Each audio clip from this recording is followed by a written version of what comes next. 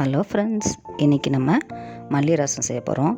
அதுக்கு தேவையான பொருட்கள்: பூண்டு, இஞ்சி, மிளகு, சீரகம், 2 தக்காளி, காஞ்ச மிளகாய், கொத்தமல்லி, தனியா,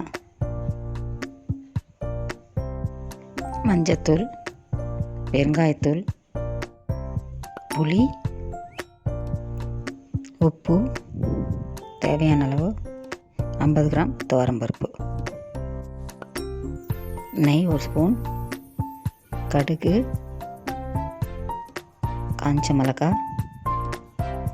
இவ்வளோதாங்க மல்லி ரசம் செய்கிறதுக்கு தேவையான பொருட்கள். வாங்க மல்லி ரசம் எப்படி செய்கிறதுன்னு பார்க்கலாம். இப்போது மிக்ஸி ஜாரில் மிளகு, சீரகம், தனியா எல்லாத்தையும் சேர்த்து மிக்சியில் கொரப்பாக அரைச்சிக்கலாம்.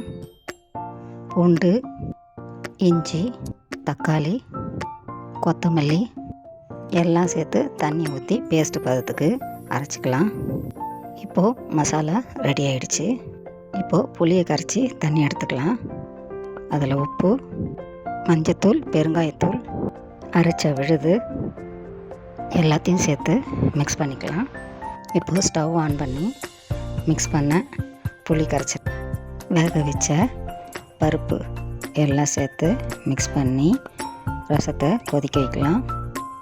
ரசம் கொதித்து ரெடி ஆகிடுச்சு. இதுக்கு ஒரு தாளிப்பு கொடுத்துடலாம். ஸ்டவ் ஆன் பண்ணி கடாயை வச்சுக்கலாம். கடாயில் 1 ஸ்பூன் நெய் ஊற்றிக்கலாம். நெய் சூடான பிறகு கடுகு, காஞ்ச மிளகாய் போட்டு தாளித்து கொதிக்க வச்ச ரசத்து மேலே ஊற்றிக்கலாம். இப்போது சுவையான மல்லி ரசம் ரெடி ஆயிடுச்சு. நீங்கள் ஒரு வாட்டி இந்த ரெசிபியை ட்ரை பண்ணி பாருங்கள். உங்களுக்கு இந்த ரெசிபி பிடிச்சிருந்தா லைக் பண்ணுங்கள், ஷேர் பண்ணுங்கள், சப்ஸ்கிரைப் பண்ணுங்கள். பாய்.